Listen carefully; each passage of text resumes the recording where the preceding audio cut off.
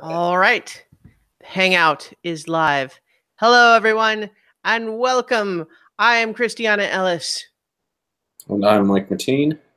And tonight we are recording the introduction to our 2018 Oscar movie marathon. Yay! Yay. If you are unfamiliar with this annual ritual that Mike and I have been doing for a long time now, more than 10 years, I think. We weren't always podcasting it, but certainly just in terms of keeping track, I think. So in any event, the short version is that the Oscar nominations have been announced, and we're going to try to see as many of them as we can before the awards ceremony. And then we'll keep track on a spreadsheet and talk about the movies that we see. Yes. And the last couple of years I've done very poorly at this, so maybe this year will be my resurgence. Yeah, maybe. One of the things that I haven't been massively successful with it. Well, and that just kind of brings up one of the things that we always try to sort of emphasize every year, which is just to say that the focus of this, the intent is not to place the Oscars on some pedestal as the end-all, be-all arbiter of what constitutes good movies. I mean, that's silly. It's more just a matter of gamifying the practice of seeing movies that you might otherwise ordinarily not go to see and might enjoy. Yep. And so it's a list of movies that at least someone thinks are good. And maybe it includes movies that you might not normally see, and you're going to discover that you actually really love it. Plus, it's just a fun game. It's, there's no prizes. There's no real competition. It's just because everyone, we're all in different positions every year in the sense of, well, how busy are you? How available are you to go to the movies? It's, so it's just about seeing how many you can. Yep. Yeah, and I always consider it a success if I wind up seeing something, like you said, that I normally wouldn't have, but that I'm really happy that I have seen it. Mm-hmm. And then there's also some other things that, I'll end up watching one because it is a good movie and it will be a good, powerful movie, but it won't be one that I like. Like, trying to think of a good example. I mean, Mystic River is kind of one of those movies. Mm-hmm. The Diving Bell and the Butterfly, they're very, very good, powerful movies, but I don't ever need to see them again, but I'm happy that I have. Right. I run into that with this list because that's the type of stuff that ends up on here. Yeah, I mean, because there's lots of different ways that a movie can be good. I mean, it can become the sort of classic that you rewatch over and over again. And sometimes it's really just like, boy, that was intense. I don't ever want to do that again, but you're glad to have had that experience. And then sometimes it's just to also help you participate in cultural conversation around art. Like if a movie is in the, the buzz, by seeing it, you can have an informed participation in that conversation. Yep. But in any event, I believe we're on the clock tonight. So we want to go ahead and introduce the nominations this year. We are on the clock if I want to be able to have dinner with my wife. That's fair. Everybody at a certain time. And So, in any event, we're going to go through the nominations. We will briefly talk about which ones we have seen, but we're going to keep that very high level for now until we get through the nominations. And the intent is, as the marathon progresses, the movies we've seen, we will discuss in more detail. If it's a movie that just one of us has seen, we'll maybe try to give a high level review, generally try to stay spoiler free for those. But when we've both seen a movie, we like to deep dive, and often we will go into spoilers for those. So, yes. And also, we will just, don't be worried. We're not just going to read the list, as Chris put it. You can find the list anywhere. Like, we'll give our initial thoughts and impressions on the list as well. Yeah. Mm-hmm. And so and certainly if you're worried about spoilers, any episode where we're going to do a deep dive and include spoilers in the podcast notes, I'll say which movies we're going to talk about. So, listener beware. All right. All right. So, there's no point, I think, in trying to do some sort of a presentation where we save the big ones for last because they're not in the list that way. So we're just going to go in order. So do you want to read the Best Picture nominees? Yes. So we have Call Me by Your Name, Darkest Hour, Dunkirk, Get Out, Lady Bird, The Phantom Thread, The Post, The Shape of Water, and Three Billboards Outside some Ebbing, Missouri. Ebbing, Missouri. Yeah. Yeah. So this is a year where I was a little bit surprised that it seemed biased. Not biased. That's not the right word. Weighted towards movies that are more recent and in the theaters right now. 7 out of 9 of those are currently in theaters. Whereas I feel like it's usually more spread out. Well, and interestingly, the two that are not are so far removed from theaters that they're actually available. One's on HBO already. Mm-hmm. And one is available on Amazon or whatever subscription, whatever digital viewing system subscription you want. So, in case anyone's not aware, Dunkirk is and Get Out are both available for home viewing. Although what I realized today actually is that one of my local theaters is having new showtimes of Dunkirk, probably because of the Oscar nominations that it received. But so it just means that if you wanted to see that in the theater and missed it, I believe it was shot on 70 mil. May well be. I wouldn't be surprised. I mean, Christopher Nolan, big kind of. This seems like something he'd do. So that might be worth going to see, but yeah. So just as a note, you never know. Sometimes a movie might leave the theaters, but then when the nominations come out, it gets brought back. Or certainly will have a longer time in the theater usually than they would otherwise when they have a bunch of nominations. But so the only two that I have seen so far are Get Out and The Shape of Water. The Shape of Water, though, is actually the movie that out of all of the movies nominated had the most with 13 total nominations.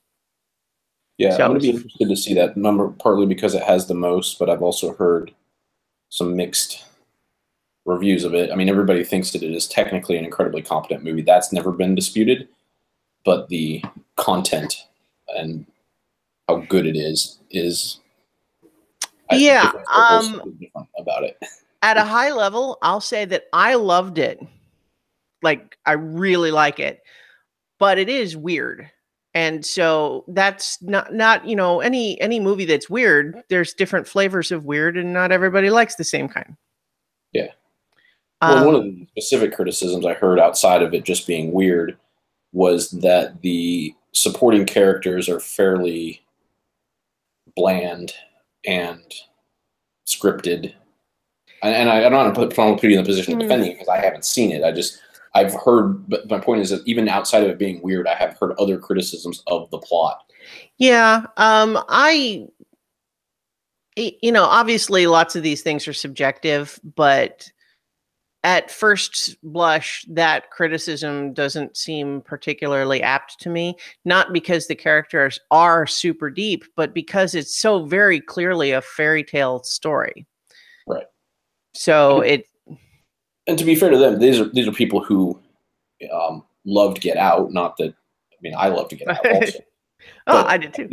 They were looking for, when you contrast it with that, at least in their minds, you've got a movie that is not just a well done horror movie, but has this layer of cultural significance as not only the driver of the horror, but like an undercurrent of the entire movie. And then you go to a movie like Shape of Water, and because, like you said, it's sort of fantastical and fairy tale, there isn't this cultural depth to, again, the other supporting characters. They're just, the black woman's the housekeeper or whatever, or the cleaning lady or whatever. And it's like, whereas this, you've got a movie like this much more complex. And I think, but so it's also, it doesn't make them right. It just, right. I think it's more just, to my mind, it's almost worthless to compare the two because they're doing completely different things. It's like you might as well, if we're talking about, animated movies, you might as well compare Ratatouille with Ghost in the Shell. I mean, they're telling different kinds of stories. Yeah, that makes sense, and it helps me like to hear you like talk about me going into it now. I think that you'll help me continue to go into it with an open mind to enjoy it for myself. Even though the most recent thing, like where I've had them criticize it, now I've at least had a supporting argument. Take it like a fairy tale, look at it like a different movie. It's not trying to tell that. Right. Like, and again, though, the thing with with Shape of Water, like I said, its voice is very specific, and it happens to be one that I liked, but not everybody is going to like that necessarily. And so it's if you're a fan of Guillermo del Toro's other movies, my guess is that you're going to be on board for this one too. Well, and I am. Yeah. So I would say, if you're going to go see it, be prepared for it to be weird. I mean, if the only thing you've heard is, oh, it's about a lady who falls in love with a fish man, well, yeah, I mean, that is what it is, but it's the way it is that, you know what I mean? It's the texture, so to speak. Yeah. I mean, that's how a lot of these movies are. I mean, I feel like you could, again, I haven't seen it, but just even knowing the plot synopsis of Call Me by Your Name, I mean, you could create that to not sound like a very interesting or compelling story. Yeah, I mean, you can make any movie sound stupid by how. Yeah. So, but in any event, there are some things that I think are worth talking about beyond just, well, did you like it? Did you not? But maybe if you get a chance to see it, we'll discuss it in more detail, or maybe even we'll see. But like that's definitely one that I recommend people see, with the caveat of you should know what you're in for. And if you're seeing it with your mother-in-law, who mostly just likes, romantic comedies, it's going to weird her out probably. I highly recommend Get Out. I think it's phenomenal. Oh, yes. Another one that you should probably at least have some idea what it is that you're going to see before you go. But yeah, I agree. I think it's an amazing movie, and it's amazing in a variety of ways. I'm sure we'll want to do a much more thorough discussion about it, but suffice to say for now, we're on the same page that it's awesome. Yes, and I think if I had to say what I'm most excited about, like I plan to see a number of these. The Phantom Thread is one that I'm starting to get really excited to go see. It's interesting because I saw the trailer for that a while back, and I don't know, maybe I was kind of distracted, and so I missed certain elements of it, and I was just kind of like, oh, I don't know that it necessarily leapt out at me as all that interesting.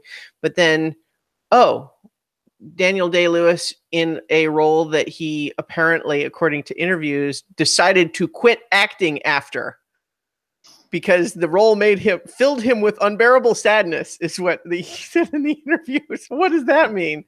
But the director is Paul Thomas Anderson, who's made some really wonderful movies like Magnolia and Boogie Nights and There Will Be Blood, which wasn't my favorite, but certainly got a lot of attention.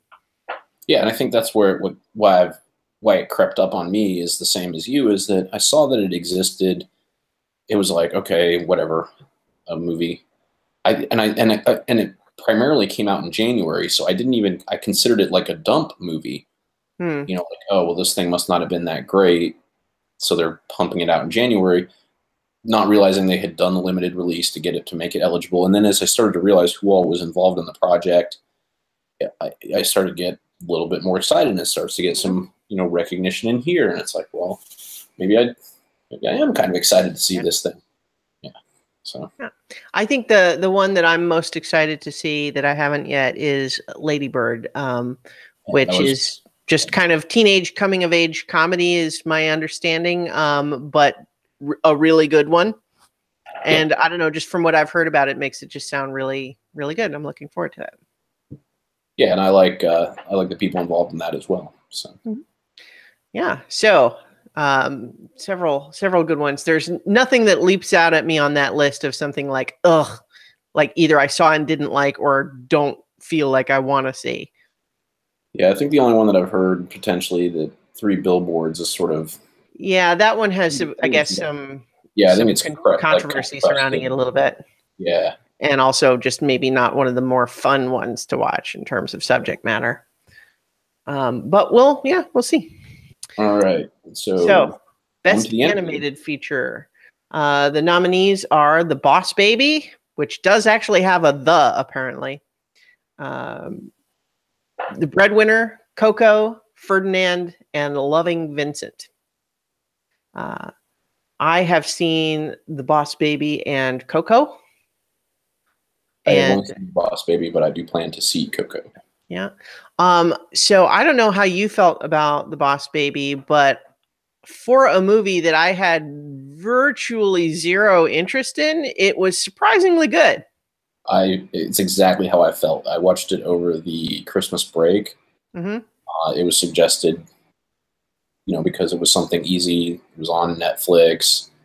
It's fairly inoffensive to everybody involved in watching a movie, a family movie selection. Mm-hmm. And I was like, this thing's going to be dumb, but it's fine. I'm happy to watch it. And I was absolutely surprised. Just it was incredibly clever, incredibly funny, and had a good story. I mean, I think that it was poorly marketed in hindsight. And at the same time, I'm willing to certainly cut the marketers a lot of slack because it's such a weird story. How do you market it? But I feel like what maybe was missing, since I thought about this a little bit, is that the real emotional heart of the story is not the baby, it's the kid. And so the commercials made it all about the baby, which he's really not a likable character for most of the movie. He is the antagonist for most of the movie. Yeah. And there's a turn later on, which, nobody who's seen movies before is going to be really shocked by. But at the same time, he's not this.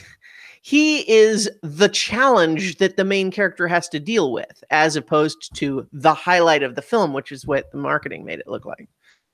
Right. And so what they try to make it look like is this was like a story about the antics of this smart mouth and baby, which it isn't. And he's not particularly the humor that comes from his smart mouth and antics is darker. It's not, mm-hmm. It's not this lighthearted, sarcasm. It's, right. There's a darker aspect. He's the bad guy, like you said, for most of the movie. Well, and not only that, but a lot of the actual humor that comes from all that stuff is more of the classic, Looney Tunes type of humor. The classic one about the guy who finds the singing frog, right? And it only sings in front of him. And then every time he tries to convince someone that it's a singing frog, it just stops. So it's a lot of the humor related to the Boss Baby acting like a weird, grown up baby. A lot of the actual humor in the movie comes from the 7-year-old kid trying to convince everybody. Doesn't it weird that he's wearing a little suit? Doesn't that seem strange to you? Yes, there's a. Well, yeah, you're right. There's a surrealism aspect to it that is, that is, again, it's hard to. You don't want to market a movie like this as a surreal movie, but there is a surrealism. Well, in particular, they're the thugs. Well, yeah, and the main kid frequently goes into these little sort of imagination sequences where the whole visual style of the movie changes when he's pretending to be a ninja or pretending to be a pirate. And some of that stuff is what I found actually the most exciting in the movie, and that was just nowhere to be seen in the commercials. Yeah. Yeah. So in any case, if you saw commercials for that movie and said, who cares? I'm going to tell you, it's actually not bad. That said, I like Coco more by a wide margin. Yeah, Coco's amazing. I'm glad that it's on the list. But I'm not holding out hope that it's considered the greatest animated movie of the year. I just think that it was very underrated and undermarketed. I think it's getting some static because people were mad that Lego Batman movie wasn't nominated. And I don't know. I mean, I liked the Lego Batman movie. I didn't like it as much as the Lego movie. But you know, I mean, it was good, and I wouldn't have been surprised to see it on this list here too. But I think that some people were mad about it not being on the list and decided that The Boss Baby was the one that shouldn't have been there. They probably haven't seen The Boss Baby, I would say. Because I think there is a very good emotional heart to the story outside of, and the like you said, the turn that is not surprising, I still think is good and powerful, So.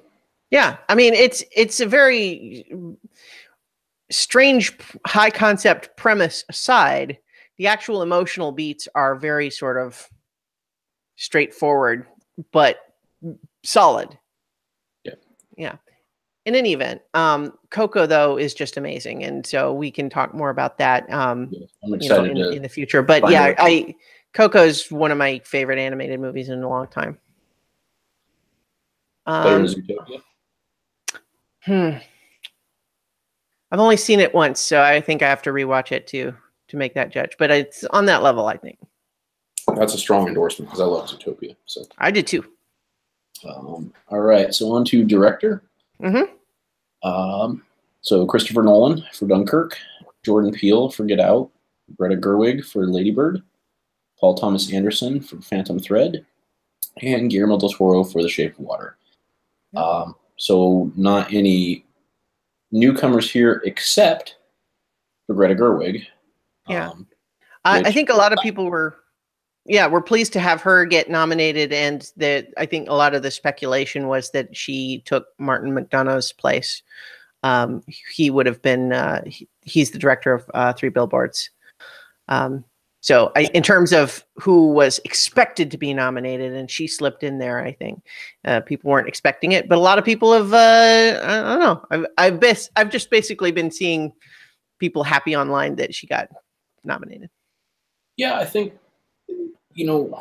obviously the Academy doesn't handle. It's like they don't handpick. Like they don't go. It's not like he received the most votes and they removed him to put her in. What it means is there's enough conscientious people out there to start saying like, hey, maybe we should make sure that we're not automatically biasing out female directors because they just made a coming of age teen movie.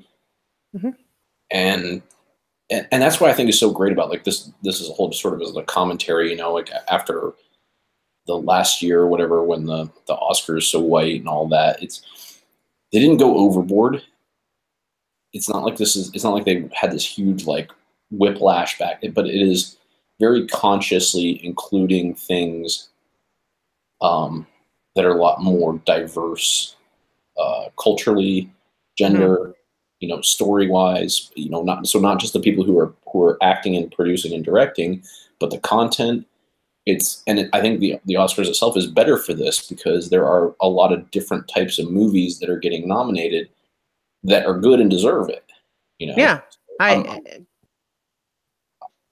think that it's awesome that she's on here, and I hope that it opens the door for, many more, because I think they said, I remember reading somewhere that maybe like only 2 different women have ever been nominated in this category. Yeah, I don't know. I'm not sure. Because I think, what's her name that did The Hurt Locker, I think got one. Catherine Bigelow. Catherine Bigelow has been in here. I can't honestly think of anybody. I mean, Penny Marshall might have had something at some point. I don't know.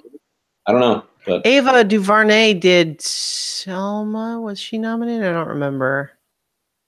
I think that was one of the ones that back when it started to. I'm excited for her Wrinkle in Time. That looks really interesting. I'm looking forward to that. That does look good. So but that's not nominated this time. So but it's 5 movies that are also in the Best Picture list there.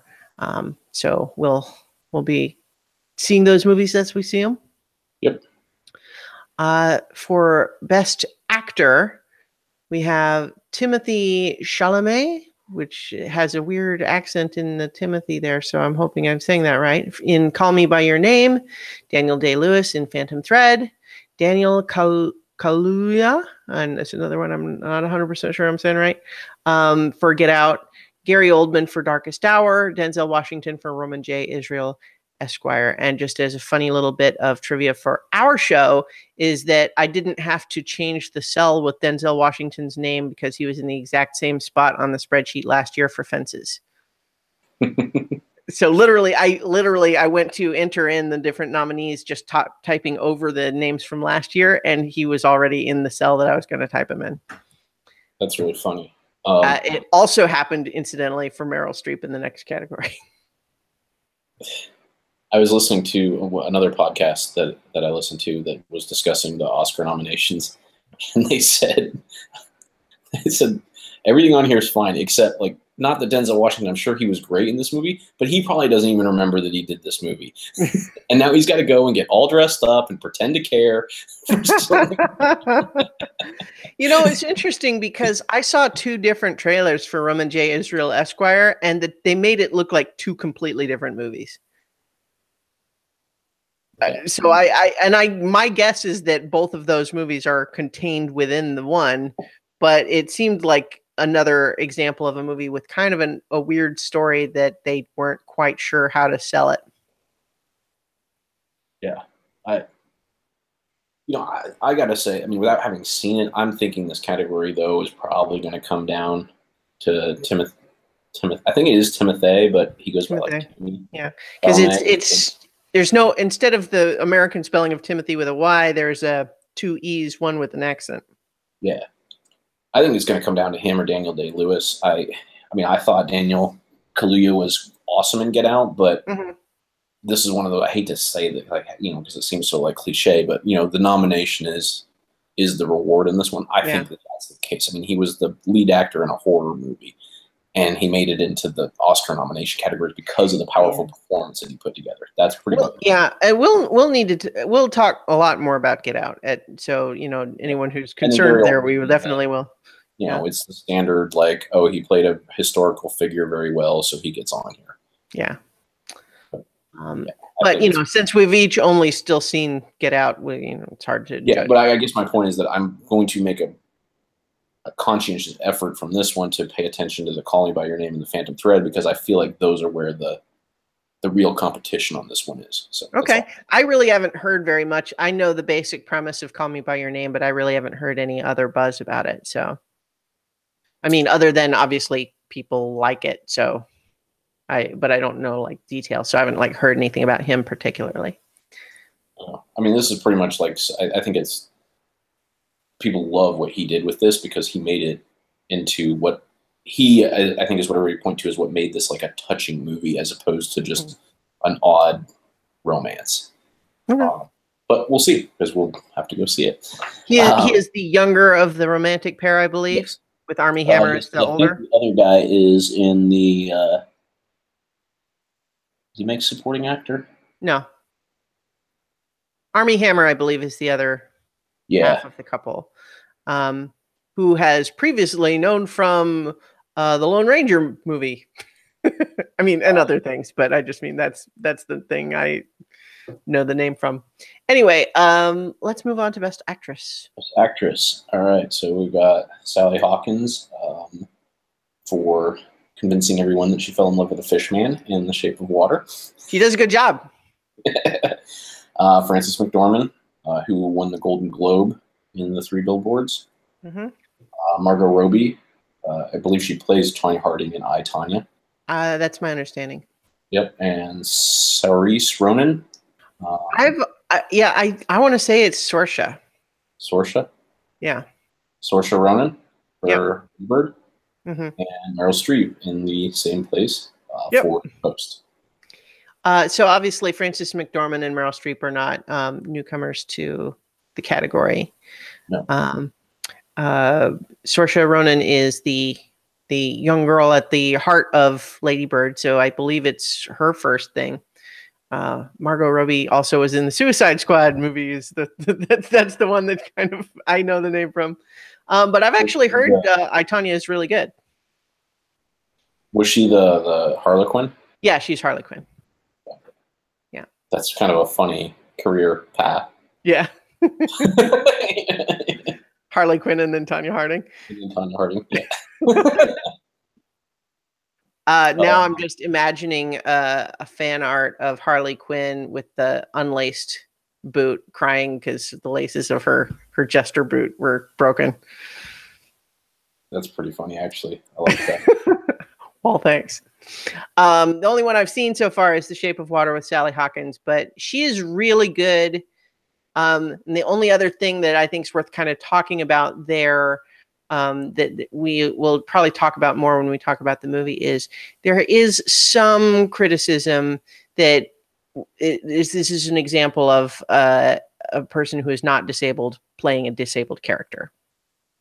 And, as with racial representation issues, there's increasingly some call for, if you're going to have, like disabled actors have a hard enough time getting roles, that if you're going to have a disabled character and then give that to a non-disabled actor, what roles are the disabled actors supposed to ever get?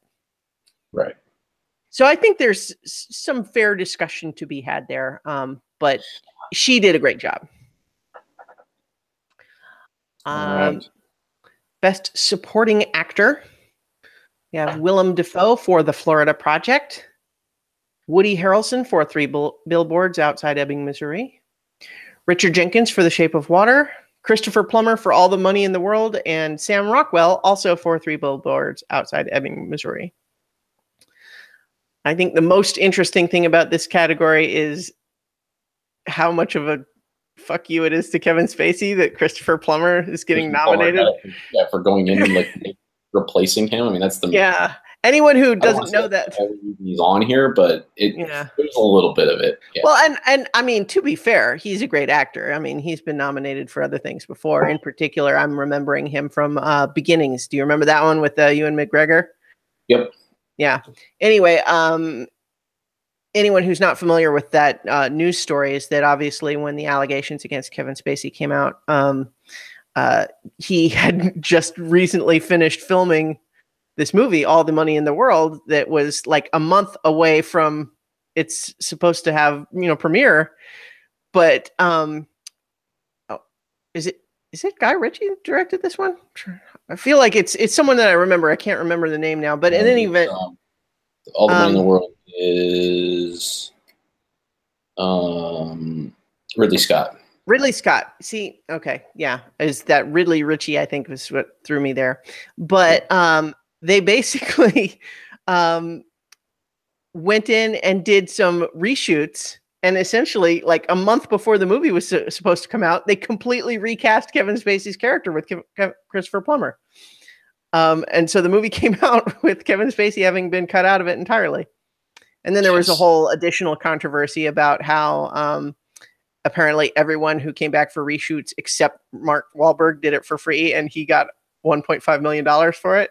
And then everyone was like, wait, that's not cool. What about Michelle Williams? And then he's just kind of like, oh, I didn't realize nobody else was asking for money. Yeah. And that felt legitimate. It was a weird story, but when he came out and he was like, yeah, I didn't realize, I thought that was just like part of the deal. Like I got a percentage of like what my normal. Yeah.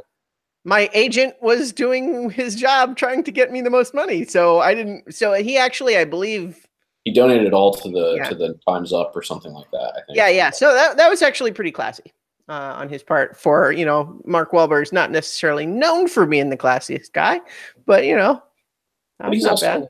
Yeah, he's definitely been, as he's come of age, he's definitely been a stand-up guy and human being. Like he's not, like you said, he's not known for these like world-changing movements, but he's not Murphy.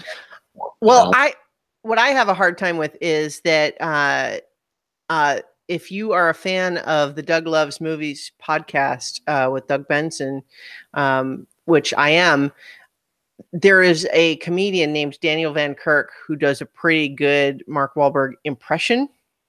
And he's had this thing where for several years now, he comes on Doug Loves Movies as Mark Wahlberg, as this caricature of Mark Wahlberg. And it's very hard for me to separate in my head now that caricature version of Mark Wahlberg from the real guy. I mean, I know they're different rationally, but in my head, they're still in the same little cubby. Anyway, The only one I've seen here is Richard Jenkins in The Shape of Water, but Richard Jenkins is amazing in everything he's in, and he's amazing in this too, because he's always amazing. If anyone doesn't know who Richard Jenkins is, he was in Cabin in the Woods. He was the non-Bradley Whitford guy who worked in the underground area. Balding, glasses. Anyway, he's great. So I don't know. I haven't seen the others yet, but Richard Jenkins is great. Yep. So Best Supporting Actress, we have Mary J. Blige for Mudbound, Allison Janney for I, Tonya, Leslie Manville for The Phantom Thread, Laurie Metcalf for Lady Bird, and Octavia Spencer for The Shape of Water. Yep. Once again, I've only seen The Shape of Water. I like Octavia Spencer. I like her in this. And again, a little bit like you were saying earlier, I have heard some criticisms of, saying like the supporting characters are kind of lacking depth. And I guess I can see that, but at the same time, I can see what people are responding to when they say that, but I feel like you might as well be saying that Hansel and Gretel lack depth. Yeah. That's an oversimplification, but still, the story is, yeah, I don't know. Anyway. I'm excited for Laurie Metcalf. I mean, she's had quite, I think somebody described this as almost like if they gave this to her, it'd be for like a Lifetime Achievement Award almost. Oh, yeah. Just because she's done so many different types of things. So didn't she start in like Roseanne, like way back then? Yeah, she's Roseanne's sister. And then has just continued to deliver. And she was probably one of the best parts of that original Roseanne, from a acting standpoint. And it's just delivered solid performance after solid performance in these very underrated roles, much like the Roseanne. But like she was in like Scream 2 and really carried like that movie. I mean, it's silly to say, but like her underrated piece is what made that sequel as powerful as the original before it sort of went off the rails in the future ones. Like she's got a really good body of work, and I'm excited that she's on here, and I want to, Yep, I agree. I like her. And Allison is fun too. So the thing that I still first associate with her in my head is actually because she played the starfish in Finding Nemo. She's just the voice of the starfish. I don't know why. That's what I think of with her name. Anyway, though, the most recent thing I saw her in, I rewatched The Girl on the Train the other day. It was on Showtime, and she's the detective who's trying to figure out like if you've seen The Girl on the Train. I haven't actually. Oh, it's really good, but she's very, very good in that. I mean, again, another person who is just putting in these stock supporting performances and just doing a very, very good job of it, which Octavia Spencer falls on that list as well. I mean, these are people who just turn in, they just do good work, I think this is a great list right here. So. Yeah, definitely. I'm the writer. So, yes, Best Original Screenplay. We have Emily V. Gordon and Kumail Nanjiani for The Big Sick, Jordan Peele for Get Out, Greta Gerwig for Lady Bird, Guillermo del Toro and Vanessa Taylor for The Shape of Water, and Martin McDonagh for 3 Billboards Outside Ebbing, Missouri. And I've actually seen 3 of the nominees in this one. The Get Out and The Shape of Water, which we've already discussed, and The Big Sick. I was extra happy to see that nomination, not just because I liked that movie, but I've been a fan of Kumail Nanjiani and his wife Emily for years. They used to have a video game podcast that I listened to called The Indoor Kids, and they also had a live show in LA called The Meltdown that became a Comedy Central show. And because I kind of followed all of that, and Kumail is on Silicon Valley now, and so I just kind of I've been a fan of theirs for a while. So I'd actually heard the story of how they met, and then they got to make a movie about that whole story, and it's really good. And now they've got an Oscar nomination, and I just think that's great. It's also, it's very similar to how Jordan Peele wrote Get Out based on his own real life experience. I wasn't sure where that sentence was going to go. Just so good based on what happened to him when he was younger. No, I mean, Mm-hmm. no, I think that's great. What the other thing I found interesting on this is that well, actually, I'm not even positive. Who was the director of The Big Sick? I don't remember. Because the other 4 movies, these are the writer and the director. Mm-hmm. For sure.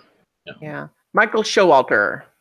Okay, so that's the only one where they only did but that's interesting too, is they were the writers and also the stars. Mm-hmm. So in all 5 of these, the writer has another role within the film. There's nobody on this original screenplay playlist who didn't have some other piece in the movie. Mm-hmm. Michael Showalter has done a lot of comedy TV. For the most part, he has fewer feature films under his belt, but he sure did a good job with that one. Especially with a really great script. Right. Best adapted.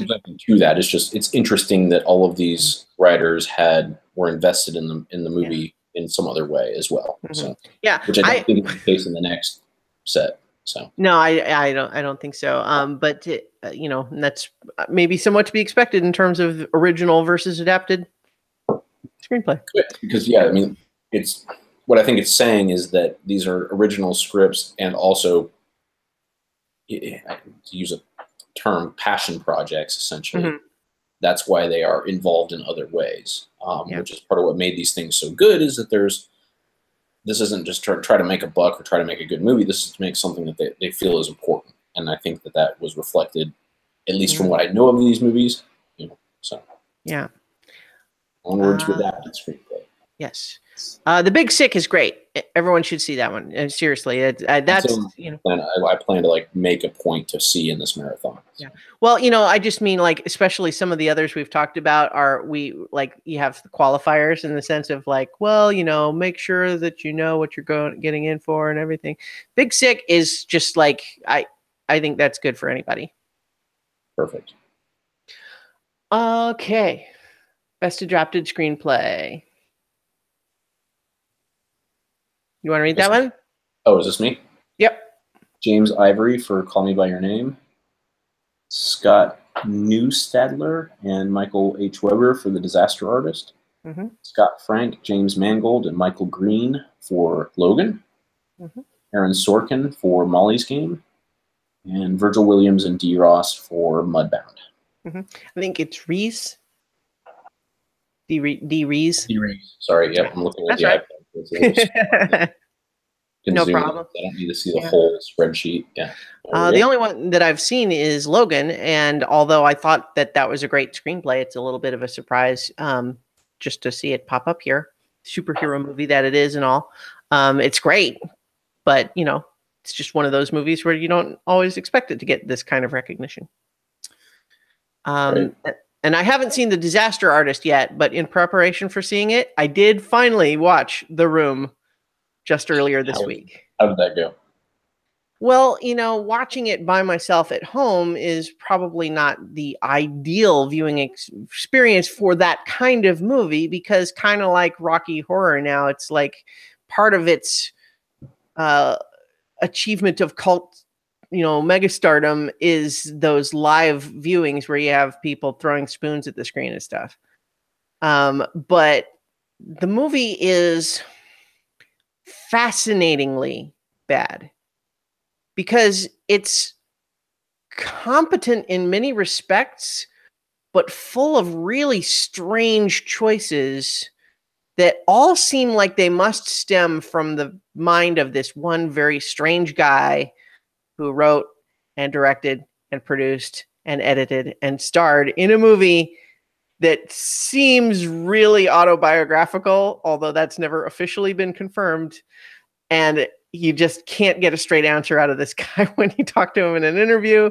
It's a weird movie, but so it's not good. And it's a little bit oversimplified. It's an oversimplification to say that it's a so bad it's good movie.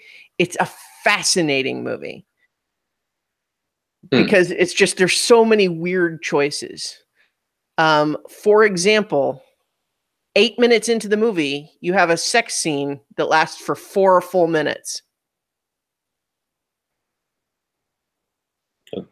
Like that's a long time in a movie. We have just met these two characters. We have a scene where the main character comes home, gives her a fancy dress. They have a little bit of a chat with the third character, and then they go up and they have a 4-minute sex scene. And 4 minutes doesn't sound like maybe a long time, but when you're sitting there watching it, yeah, that's a long sex scene, especially for characters that we have just met in the movie. And then later, there's a second sex scene that literally reuses clips from the first one. Oh man. Anyway, it's interesting, but because the Disaster Artist is about the making of it, I wanted to see it first. Anyway, let's keep moving because we are got a lot of categories to go. Yeah, we're in the smaller categories. We can kind of rocket through these and more new titles coming up though. Yes, true. Best foreign film. Mm-hmm.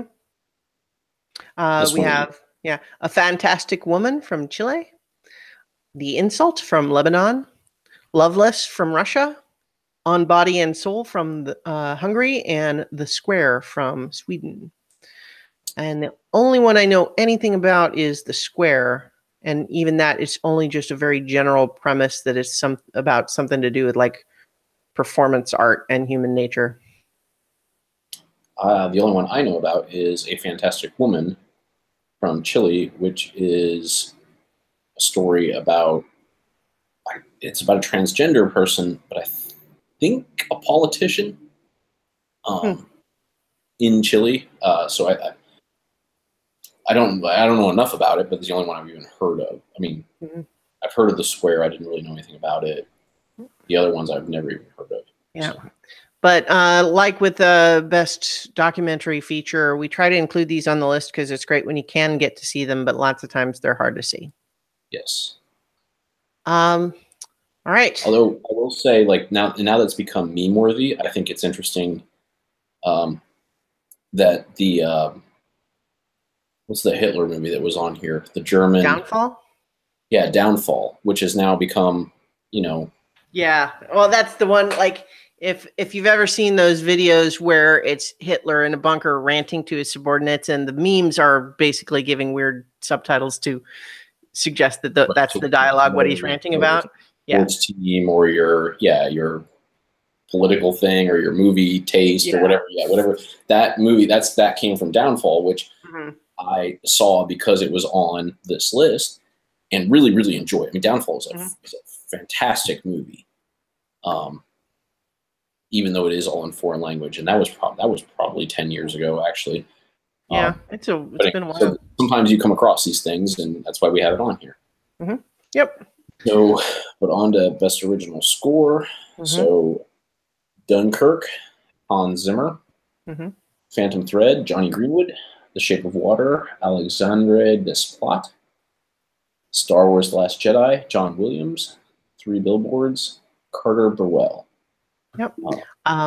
I've seen Star Wars and The Shape of Water, and I purchased the soundtrack for both of them. They're both good. Strong indication. I've always been a fan of Johnny Greenwood. I mean, he's the guitarist from Radiohead. His first score was There Will Be Blood, which I thought was one of the best parts of that movie. So I'm excited again. As I start to see the people who are working on this movie, I'm excited. Hans Zimmer is always. Yep. Hans Zimmer, Christopher Nolan is probably going to be a pretty good category as well. So. Yep. So best original song, we have Mighty River from Mudbound, Mystery of Love from Call Me By Your Name, Remember Me from Coco, Stand Up for Something from Marshall, and This Is Me from The Greatest Showman, which is the first one on the list so far that you've seen that I haven't, which is not to like make a thing of it, but just that's true. To be fair, I had also seen The Boss Baby before you. That's true. So the first one, you're right. You're right. I was thinking it was first on the list, but you're right that Boss Baby you had seen before I did. But you're right. It is the first on the list that we're recording today that I have seen that you have not. Yes. It's also the only nomination for that movie, so we probably won't necessarily have a chance to talk more about it unless it's one that I happen to see, which it might be, but not necessarily as a high priority. What do you think of The Greatest Showman? I really enjoyed it. It's one of those movies that it set out to do a certain thing. It did that very well. It doesn't necessarily make it a phenomenal movie or, you know, the best. It's just a fun musical, and it's actually surprisingly fun. And what is interesting about this song being the one that was chosen is that this isn't the highlight song of the movie. The Greatest, the one that they use in all their marketing and all that stuff. Also a very good song. The context of how this takes place in the movie makes this very powerful. It's a very good song, but it is incredibly powerful. And the way that to just listen to it outside of the context of the movie, I don't think does this justice, because this is after, just very, very briefly, you know, the circus that P.T. Barnum has set up. He's also trying to do this like high level opera performance, and his people that he trust him from the circus try to come and watch the opera, and he doesn't want them around all of the high society because they're the circus people. Yeah. And so when they leave to return to the circus, and this song takes place like as they go down the street back to the circus, and it's this very, very powerful, like, you know, owning who you are, and like how he basically empowered them to come out of the shadows. And just because he turned his back on them this one night doesn't mean they're going back in the shadows, because now they are here, you know. And it's very, very, very, very good. And the characters, just the actors' defiance as they perform this is phenomenal. So again, you can listen to it outside of the movie, but within the context of the movie, it is incredibly good. Even though it is not the top song from the movie. So, Remember Me is an interesting choice from Coco, not because it's like, well, yeah, I mean, it's the obvious one, but it's actually one of the central motifs of the movie. And so there's like 4 different versions of it in the movie. So I wonder how they're approaching that. You know what I mean? My guess is that they have the sort of the most upbeat version of it is the one they're considering like the official. But part of what's interesting about that song in the movie is the way they keep coming back to it. Yeah, so we'll talk more about that when we've both seen Coco, but it's great. Perfect. Best production design. Want to get that one? Best production design is Beauty and the Beast, Blade Runner 2049, Darkest Hour, Dunkirk, and The Shape of Water. Yep. So this has brought 2 newcomers into the list. Yep. Beauty and the Beast, which you've seen. Yes. Also really fun movie. I was hesitant about this new project of making live action versions of all of these classics. If they all deliver on the level that this one did, I am 100% in favor of it. This movie, you left it feeling the same way that I felt leaving Beauty and the Beast in the 90s. It didn't feel, you know, it's hard to, like, I was trying to compare to things. So I was thinking of like the Psycho remake that was like a Gus Van Sant, where it was shot for shot, and it was like that was okay, but there was really nothing interesting about it because it was just literally a retelling. I mean, this is essentially a shot-by-shot recreation of the animation, but how they've just done it and added this layer of having really good actors give it a human emotion. You still have all the fun of seeing the same story told again, but with you know, you feel like you can touch it now. You know, it's not an animated thing, and it doesn't mean that. So they almost have 2 different places in the lexicon, which I didn't expect to find, and I'm actually really excited about it. So I think that's why this is an incredible Yeah, I could certainly see, this nomination for it. I haven't seen it. I should see it for kind of the reasons that you just described, because, I'll be frank, I'm skeptical. I am, at least in the abstract, not a fan of taking a perfectly good 2D animated movie and making a live action version of it. I kind of, in my emotional heart of hearts, I feel like they shouldn't do that, which is obviously irrational, but that's kind of how I feel about it. So maybe I need to just actually watch it to see if I feel the same afterwards. I would give it a shot. And I'm not saying you're going to leave the same that I did, but I left that way. And I remember there's a particular scene that was powerful in the first one, because it was one of the first ones where they could actually, it was one of the, I don't remember, it was computer or whatever, but the dance scene in the ballroom. Ballroom. That was a new type of animation that couldn't have been done prior to Beauty and the Beast, and it left us kind of in awe of what animation could do. Mm-hmm. And so there's so much buildup going into that scene in this movie, and it delivered. It didn't leave me. It didn't do something new, but it still felt as good as watching that scene in the original. Yeah. So that's why production design is a perfect category for this. Well, I can have any of my general complaints about the creative choices of making the movie in the first place, but just looking at the trailer, you can see that it's got amazing production design. So I definitely wouldn't begrudge it this kind of nomination. Blade Runner 2049 I have seen, and that's also got production design up the ass.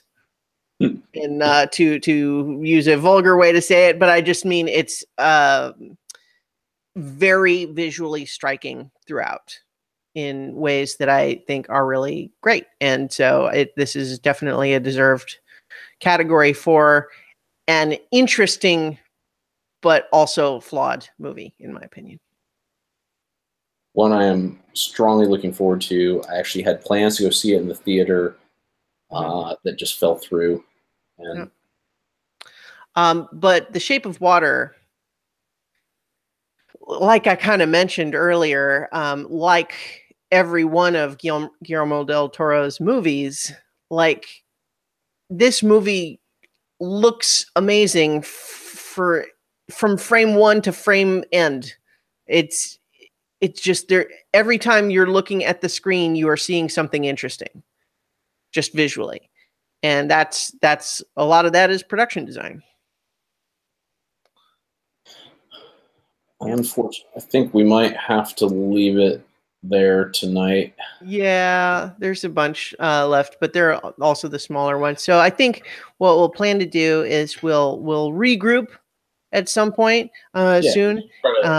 Make sure we regroup like once a week instead of and that'll catch us back up, get us into the deep dives.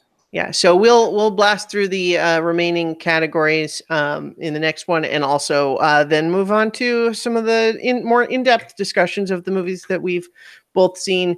In particular, Get Out and Baby Driver are two movies that I think both could drive some really interesting discussions. Yes, two movies that we both really, really enjoyed, and we'll be happy to discuss on the next iteration of this. Baby Driver is another one of those that's somewhat tainted just by having Kevin Spacey in it now, which is just like, oh God, that movie's so good, and now we have to think about that when we watch it. I forgot about that. Yeah. Thanks. Sorry. Not that I wouldn't have remembered when next time I put I mean, he's hard to miss. But yeah. But that's just one of those unfortunate things. Anyway, but yeah, so we will be back to talk about more movies. We're going to try to do it every week until the award ceremony, and we'll so join us then. And in the meantime, watch good movies. Good movies. I'll have a link to this spreadsheet in the podcast notes if you want to check it and follow along. Perfect. Good night. Right. Good night.